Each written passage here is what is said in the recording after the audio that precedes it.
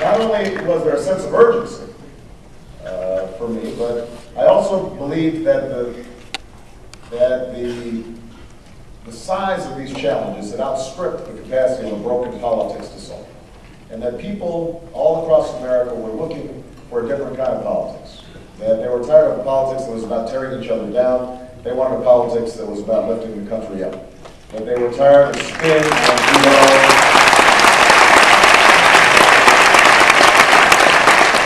They were tired of spin and PR, and they wanted instead straight talk, an honest conversation with the American people. And most of all, I was betting on all of you. Some of you know I live in Chicago, but I'm not originally from Chicago. I moved to Chicago after college because I wanted to work at a grassroots level, and I worked with churches in areas that had been devastated by steel plants that had closed.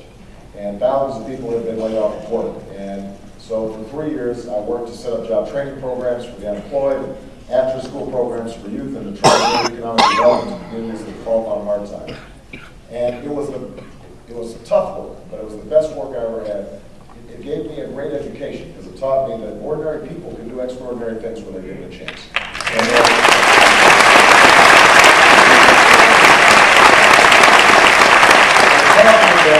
It taught me that change doesn't happen from the top down, it happens from the bottom up. It happens because ordinary people decide that it's time for change. And so when I made the decision to run, it was based on the belief that the American people are decent and they're generous, and they're willing to work hard and sacrifice for future generations. But that we've been unnecessarily divided. If we could just come together, all of us, black, white, Hispanic, Asian, Native American, young,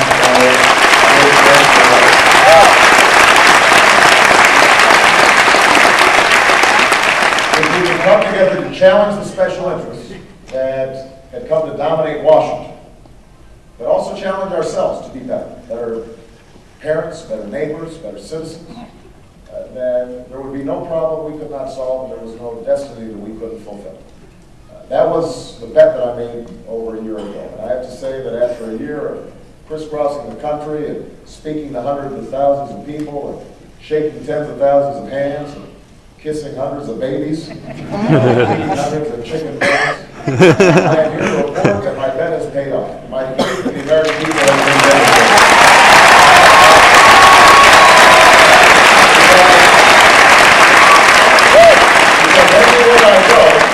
Everywhere I go, you've seen this enormous enthusiasm, not just about my campaign, but about democracy.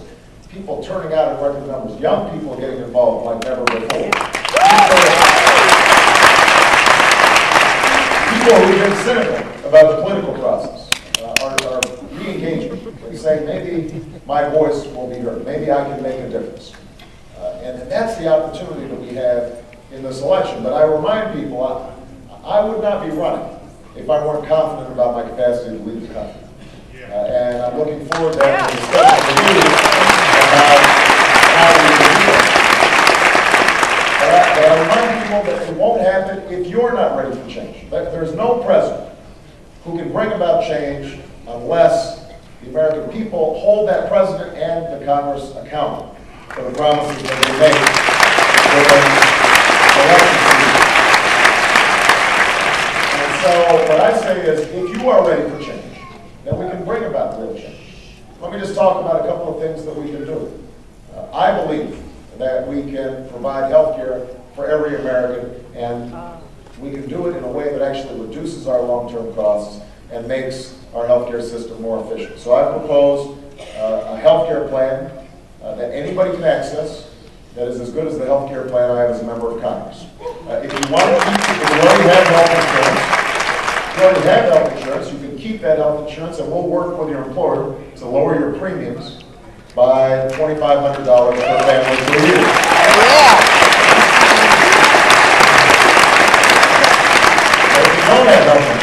If you don't have health insurance, if you're self-employed, if you're just underinsured, if your employer doesn't offer you health insurance, you'll be able to buy into this plan. We will subsidize you if you can't afford it. People will not be excluded because of pre-existing conditions. We will emphasize prevention. We'll emphasize prevention so that children aren't going to the emergency room for treatable illnesses like asthma, and people are getting dietitians in order to prevent obesity, as opposed to us having to pay for leg amputations because people get full-blown diabetes.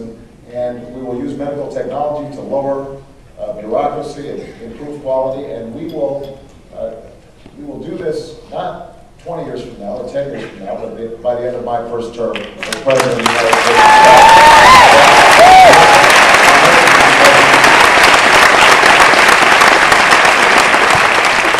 I want to have an economy that works for everybody. I am a strong believer in free enterprise, in business, in capitalism, in entrepreneurship. That's what has always driven the American economy and keeps it dynamic. But I also think that when you've got CEOs making more in 10 minutes than ordinary workers are making an entire year, then something's wrong.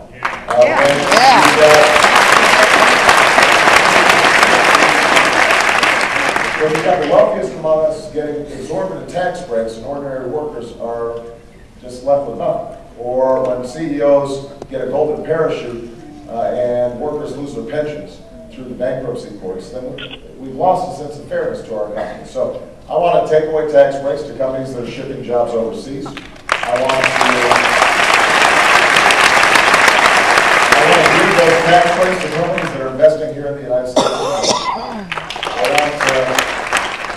I want to make sure that our trade agreements are enforced, and that they have labor standards, environmental standards, so that U.S. workers aren't being undermined, and that they have safety standards so that our children aren't chewing on toys with lead paint on them, or we're not taking prescriptions made overseas that actually make people ill instead of making better.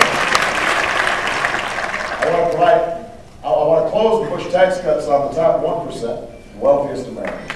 And I want to give those tax breaks to ordinary working families all across this region and all across America, so that if you are making $75,000 a year or less per individual, then we're going to offset some of your payroll tax. If you're a senior citizen who makes less than $50,000 a year, you shouldn't have to pay tax on your Social Security income because you're already on fixed income.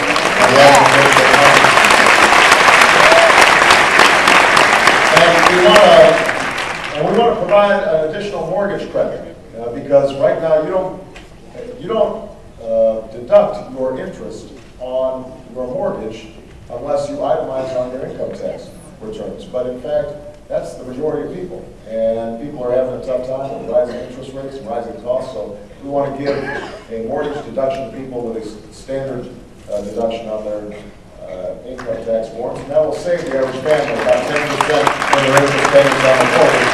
That will help